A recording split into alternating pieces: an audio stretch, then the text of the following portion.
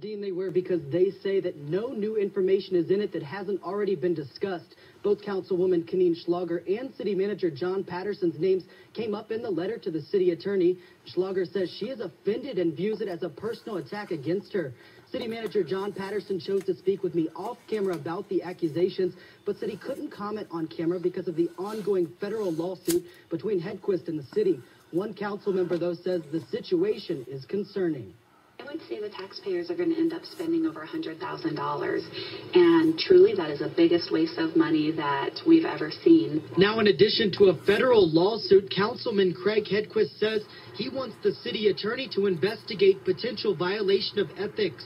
Councilwoman Keneen Schlager says council members should be the ones discussing Hedquist allegations. And what's more, the city attorney can't do what Hedquist asked since it would be a conflict of interest.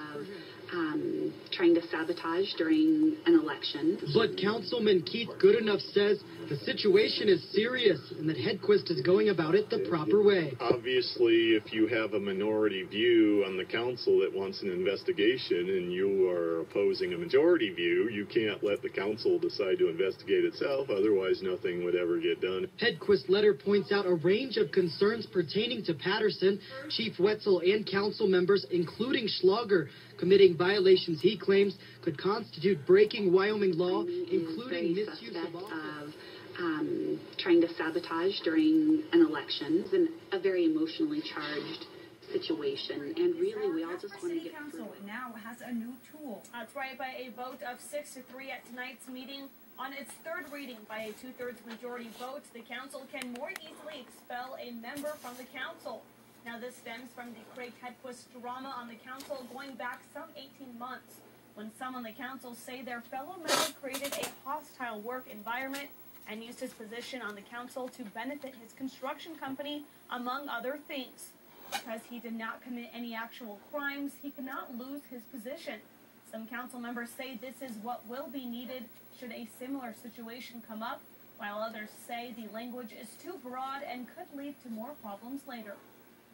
The trouble is that the voters are going to elect somebody into office, and then that person will run afoul of these very vague and very broad prohibitions, which could lead to them being booted out of office and therefore contradict that happened before the vote will be grandfathered in, so to speak.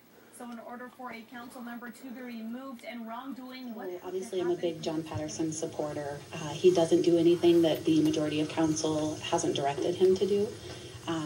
We're his supervisors, so any decision that is made is based upon what the council has directed him to do.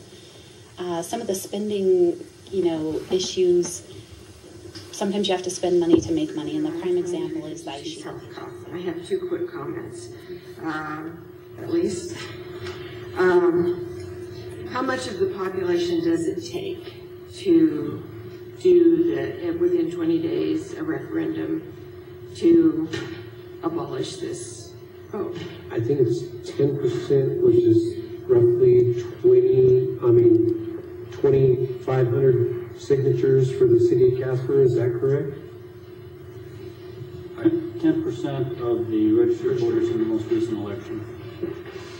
And it's not to abolish it, it's to put it on the ballot. Right. It's to put it on the ballot. Right. For the upcoming election, you can still have time to do that? It'll get its own special election if it actually makes it through the referendum process. And that's quite expensive, isn't it? 30 grand.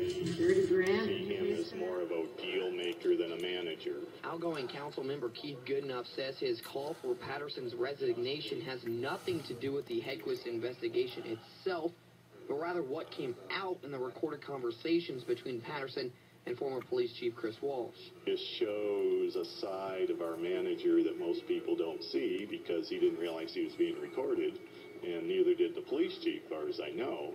So that just brought to light a whole host of issues, and I believe it'd be better if Mr. City Manager were to find work elsewhere. Goodenough says he called for an executive session to discuss the topic a few weeks ago, but was denied. 7 of us support Mr. Patterson as our city manager, so I can't make any decisions on the whim of one or two members. The majority of council is 100% behind John Patterson. He does a fabulous job. He has a passion for our community.